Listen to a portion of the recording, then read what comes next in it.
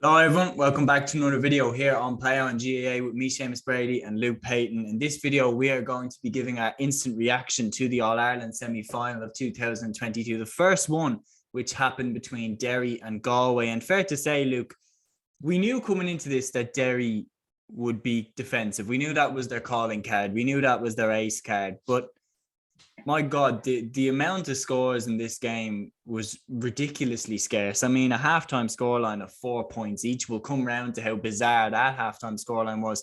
But just in general, how poor the attacking was in the game was quite noticeable. Yes, absolutely. And look, I suppose the second half, you have to say fair play to Galway in that, look, I know they only scored 2-4 in the second half, but they did look better in that kind of attacking sense that they were better. But look, the first half was dour. Like it was really difficult to watch. And after Derry started so well, went 3-0 up as well, and they came out with real kind of intent as well. And then I don't even know what happened after that. That they had no inside presence whatsoever. That their full forward line was just no threat at all to Galway. That and then they were just nearly relying on the runners coming from deep as well. And once that was taken care of, there wasn't a problem. And like the first 15 minutes, I felt they got a lot of joy out of that they could go into their short kickouts and that they do their whole little strategy there, wherein they get the runners come through the middle and they got scores from that. But Galway worked it out straight away in that they just kind of pushed up more, took away the short kickouts, and then said, now all that you have is kick at the corner glass, and they put bodies in around glass and started hoovering up everything. So, look, it was pretty one-dimensional stuff from Derry, and that there was not a hint of a plan B as well. But look, Galway, you have to say they got it right in the line, and then after what was the first half in which they really struggled, they obviously got it right at halftime, and that the management team deserve a lot of credit for identifying how to get at Derry, and look, they steamrolled them in the second half pretty much. Yeah, agreed. And it reminded me a lot of that All-Ireland semi-final in 2011 between Dublin and Donegal, more for the sense that Donegal were like the Derry in this scenario here, and that they started with their plan A, and once Galway figured it out, they didn't have another plan to go with. They didn't have another option of, okay, well, maybe let's try this. I mean, in that semi-final, me and you were saying it, everyone and their dad could see that Galway were very flaky under a high ball in that quarterfinal against Armagh. And Derry didn't even kick one high ball into the square in the entire game. There was no variation in their play. There was no making Galway think twice. There was no guessing about it. They were very obvious in what they were going to try and do. And actually in those first, 20 minutes, I actually thought this is being played on Derry's terms. Some key scores. Damien Comer in that first half was massive because he hit two crucial points at crucial stages when Galway really needed someone to step up. He hit their first point on the 21st minute. John Daly hit a beauty on the 29th to make it 3 points to 2. And then, of course, Comer got that point right on halftime. And then Shane Walsh's free, which was given. Then Hawkeye intervened to say that it was wide. And then all the replays show the ball clearly going over the bar. So I'll ask you about that as well. After you talk about Hawkeye, talk about Comer's influence. But for Hawkeye, what is going on there? Like, I mean, the ball clearly went over the bar and Hawkeye signaling it wide. And then it gets turned off for the second half, rightfully so. But does this mean that it won't be used for the semi-final tomorrow? And then what about our relationship with Hawkeye in the future? Yeah, well, I think it won't be used for the rest of the championship now after that. I think they were saying it was some sort of calibration issue, and that, look, it's pretty farcical that the calibration can't be done before the start of a game, and that you're only realising this halfway through. And then, look, I think it should be stood down for the rest of the championship anyway. And that, look, this raises questions about when points have just been blindly accepted by Hawkeye as well. And I'd be curious now if people do go back and have a look at a few other scores that were. But that John O'Dwyer point in the hurling final in 2016, the one that, or 2015, sorry, the one that went the last minute free that he shot and Hawkeye decided in All Ireland, basically. I mean, our trust in Hawkeye has been to the absolute max over the last 2 years. So how does this change the GAA? Like, yeah, well, look, I think so. And there was the other incident was the hurling was, I don't know if you remember, there was I think it was the 2019 season that Hawkeye started all of a sudden giving scores that were being adjudged, that the goalkeeper would go up and catch the ball over the crossbar, and Yes. then Hawkeye would be ruling them as well. Even though I'm adamant to this day that those were not The scores. Wexford Tipperary semi-final, wasn't Yeah, it? The one Wexford where Tip got the Tipperary, and goal, yeah. yeah, and then yeah, so Brian Hogan as well went over the crossbar, put the hand up and caught it, and his hand was clearly in front of the post, and Hawkeye's intervening there as well. And that we've had this relationship with Hawkeye there, where there's been mistakes made. Like 2 weeks ago in the hurling as well, they said Hawkeye's not available and they couldn't give the score because of it.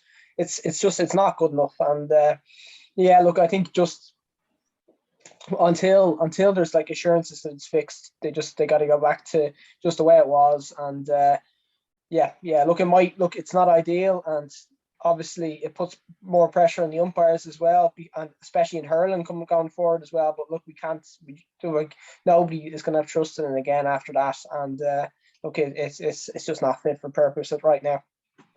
Yeah, without doubt. And then, as well as that, talk to me about the man of the match, Damien Comer. The 2 goals in the second half that he got as well, and the 2 crucial points in the first half are crucial stages when Galway really needed someone to step up. He was a real captain today. Yeah, and look, he was the one that put the hand up, I suppose, the whole way. And like, there's always been the talk that like Shane Walsh should be the marquee forward as well and stuff. But this is kind of not for the first time that's Comer that stepped up as well in that Galway forward line, and is the one that's kind of won them a match and grabbed by the scruff of the neck. And like, you can nearly argue that he's more important to Galway at this stage than Walsh, I think, as well. And that, like, Walsh can nearly sometimes be marked out of a game. If you have a plan to do it, you can take him out of the game as well. But Comer was going up against Rodgers, he's probably the favourite for the All-Star fullback. Like, but that, I don't know, that could be in question now based on the absolute roasting that he got today. I know he was great going forward, but he had 2-2 scored on him from play, and like, he was just given a torrid time all afternoon. And yeah, Comer's just on a different level at the moment. And yeah, I think going forward, I think he's going to be the player in that Galway forward line that's going to get most of the attention on him rather than Shane Walsh now.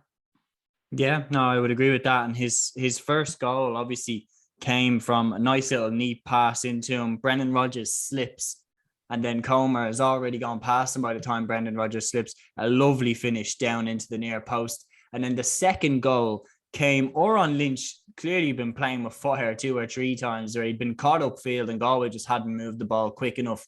This time they didn't mess around. A quick ball, quick decisive pass down into Damien Comer, who got on the blind side of Brendan Rodgers. And Comer, he backed himself here. He didn't try and roll this ball into the back of the net. He put power into that and slammed it into the back of the net from quite a distance out. Brilliant accuracy under all the pressure that he was under. That made it 2-8 to 5 points. The game was over at this stage. Shane McGuigan hit Derry's only point from play in the second half straight after that. And then Lachlan Murray got a consolation goal in the 74th minute. So just what were your thoughts on these 3 goals and how they impacted the game? Yeah, so first of all, I think Derry got it wrong with the matchups, and that I thought, look, fair enough. I think the Shane Walsh one they got right, but then Chrissy McCaig being left on Finnerty was a surprise one to me. And that, look, Finnerty's a very tidy player, and that he's well able of kicking 3 scores a game maybe, but he won't kill you. Like, he's not gonna end the game by himself as well. He's a tidy player, but he kind of feeds off others as well. And I think, look, Rodgers kind of on Comer, it clearly wasn't working from early, and that even if you still go with Rodgers from the start, because I can understand why you would have gone with Rodgers and Comer from the start, but that should have been changed. And McCaig should have went on to Comer, and that there should have been, if you've got a player that is going to be the all-star cornerback and he's marked everyone out of it throughout the year, and look, he did it again today because Finnerty didn't score, like, surely you put him onto the main man as well. I think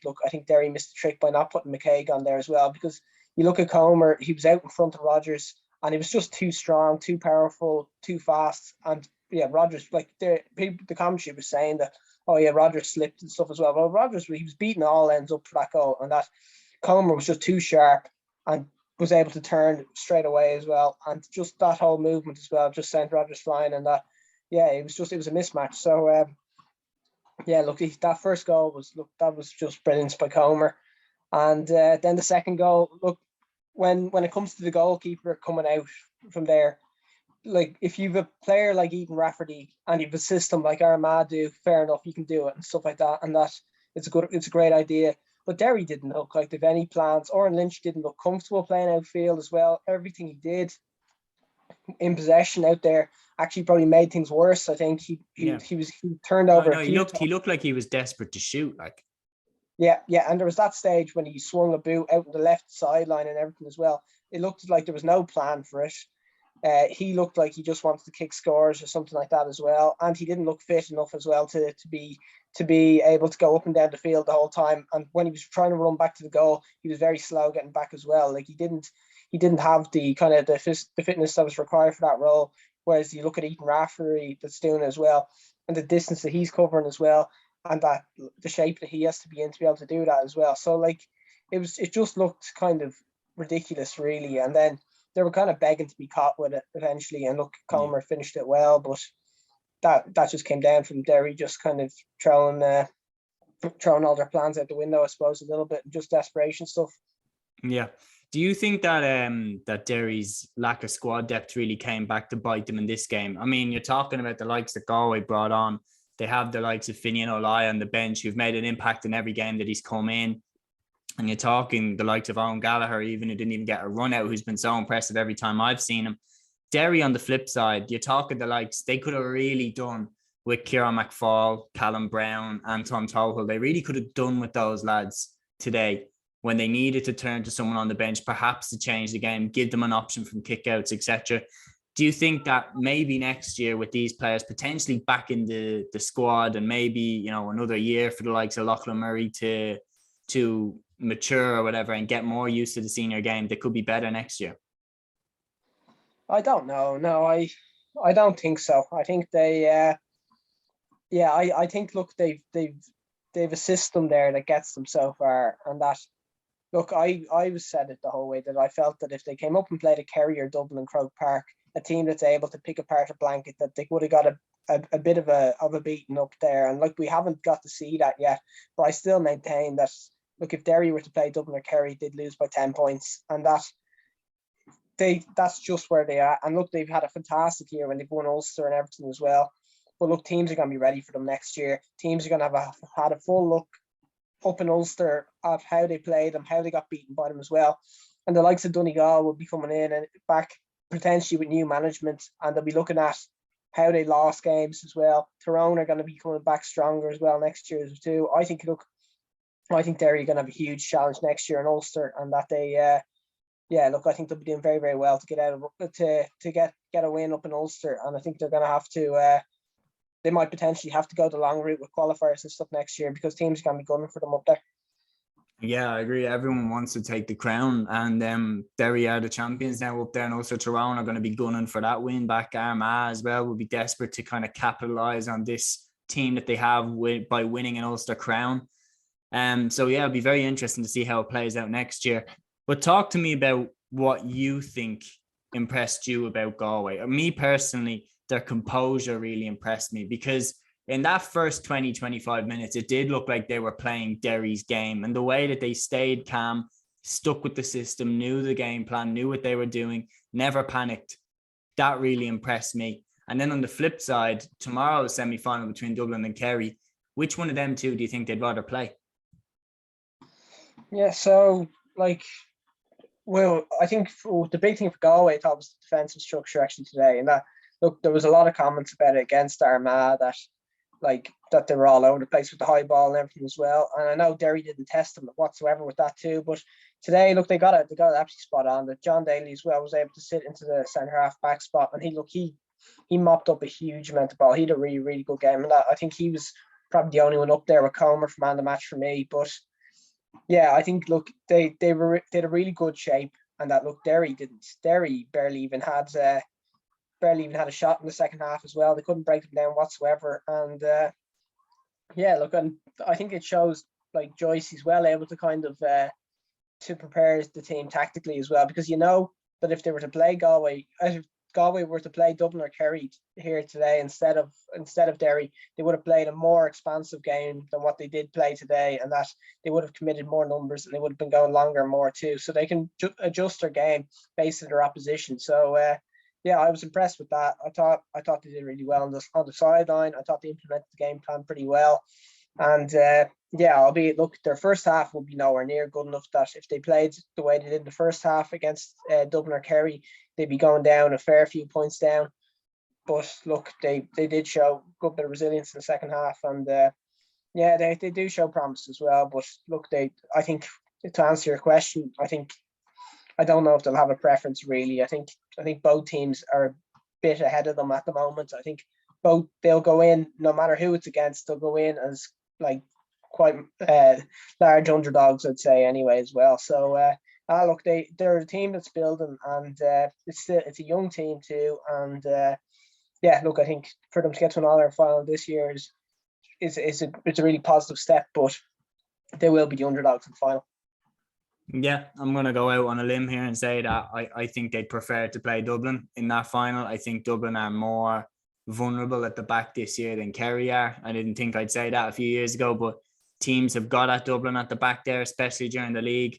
I think the likes of Shane Walsh, Damien Comer, I don't know who I'd put marking them from a Dublin perspective. So I think potentially they would maybe prefer to mark them, especially a Dublin side that might be without Con O'Callaghan, might be without James McCarthy. I think they'd see that as a more winnable game than a full strength Kerry. But yeah, it'll be fascinating to see who they do get in the end. That's the match review here, guys, on Play on GAA. Please like, subscribe, share, and comment. It really helps us out. Make sure you catch our match review for the game tomorrow between Dublin and Kerry. It's going to be an epic one. And until the next one, guys, take care.